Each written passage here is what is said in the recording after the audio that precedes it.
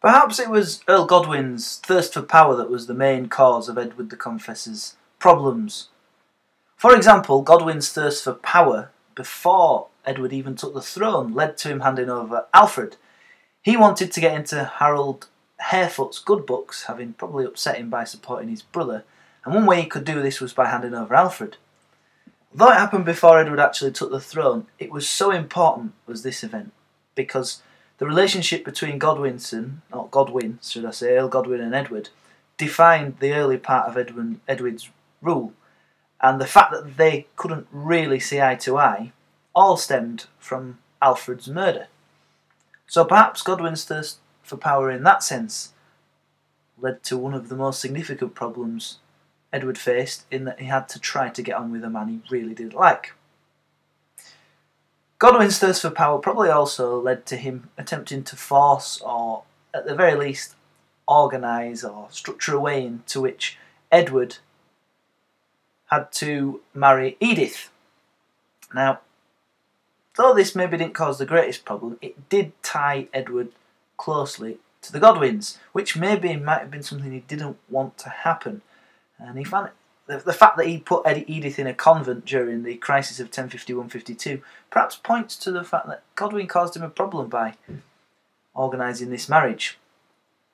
Another example of how Godwin's thirst for power and influence had an impact on the problems that Edward faced was that Godwin tried to get England involved in a Viking conflict between Norway and Denmark when he tried to urge Edward to send ships to support King Svein of Denmark.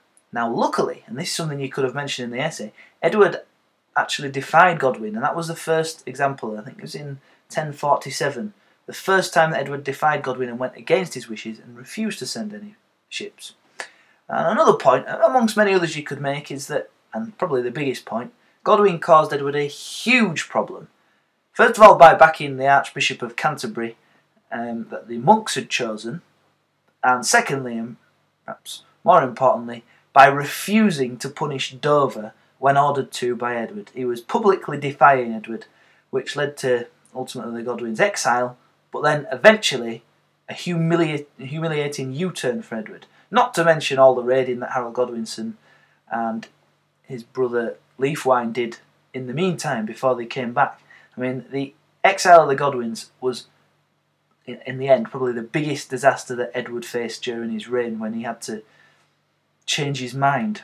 And this all came because of Godwin's thirst and hunger and determination to get as much power as he can and to stay in power. So perhaps Earl Godwin's thirst for power was the main cause. Maybe it was the legacy of the period of Viking rule which caused Edward the most problems.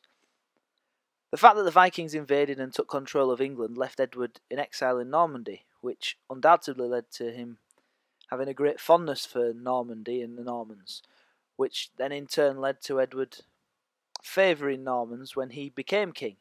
This led to problems such as when he appointed Robert of Jumigier as the Archbishop of Canterbury, and then promoted further Normans to important posts when the Godwins had gone into exile.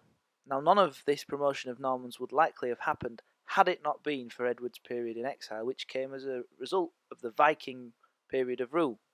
Another consequence, perhaps even greater, of the period of Viking rule is that the country was divided into three major earldoms, with other minor earldoms as well, but in particular Northumbria, Mercia and Wessex, which left three very powerful men in Siward, Leofric and Godwin.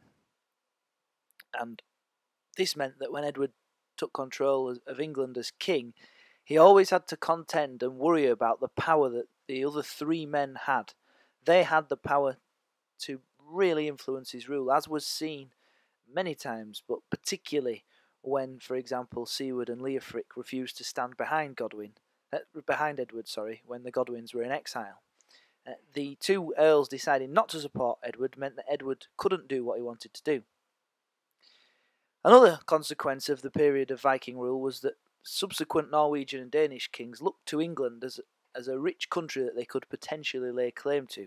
Edward was very often wary and worried about the threat of Viking invasion, not least from Magnus at the start of his rule, and That led him to make adjustments and organise the army and the navy and make sure everybody was kind of on their guard, really, which was a significant problem.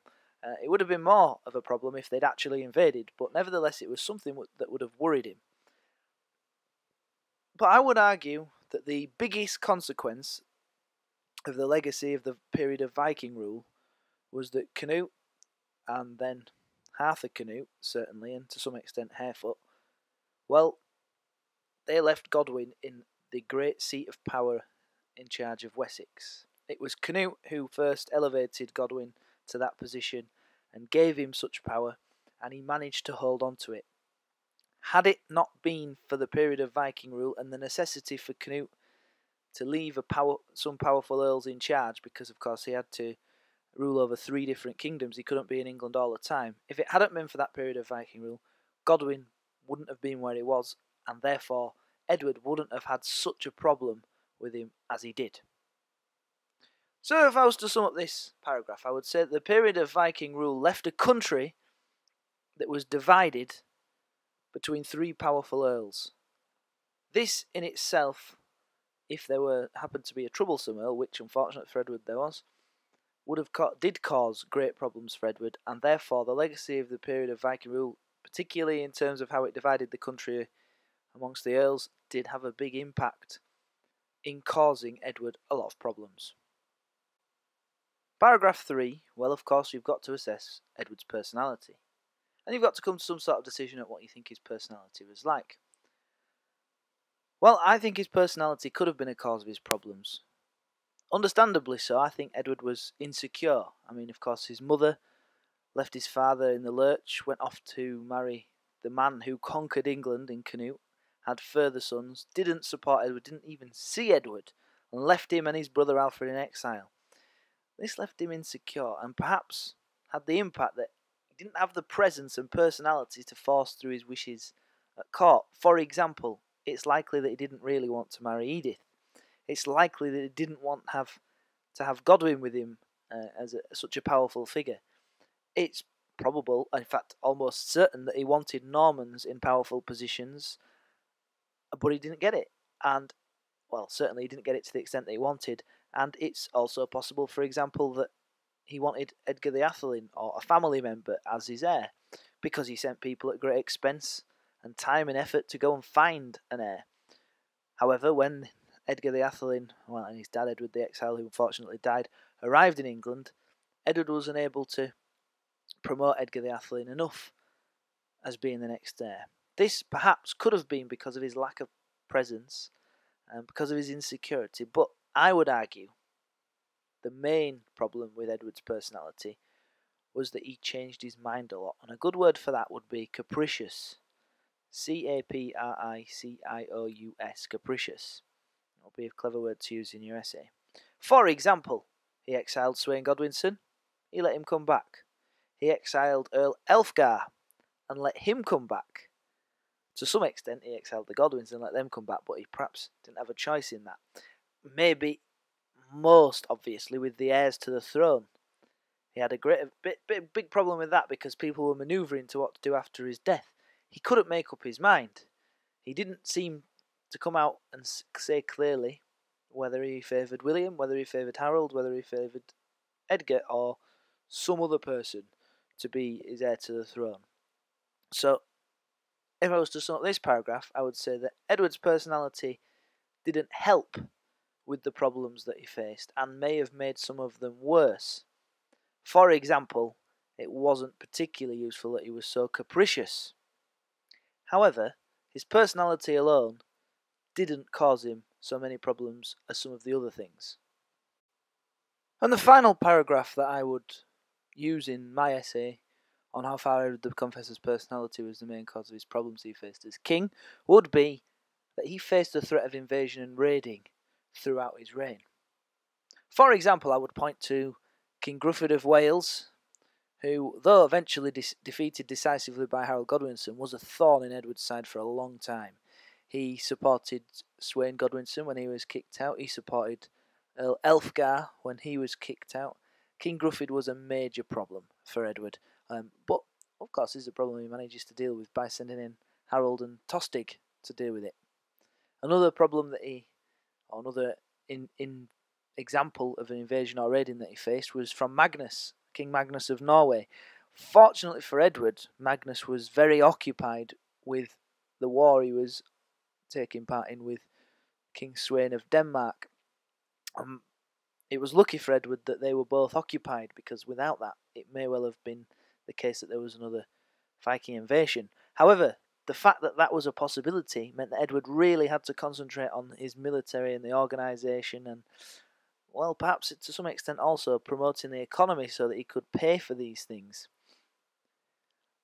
He also faced the possibility of invasion and raiding from the kings of Scotland, which was dealt with to some extent by Siward's invasion of Scotland to remove Macbeth from the throne and place Malcolm on the throne, but didn't really stop it, because King Malcolm, even though he was supposed to be an ally of the English, helped by the English, and an ally of Tostig, still raided into Northumbria. So that was something that wasn't really properly dealt with.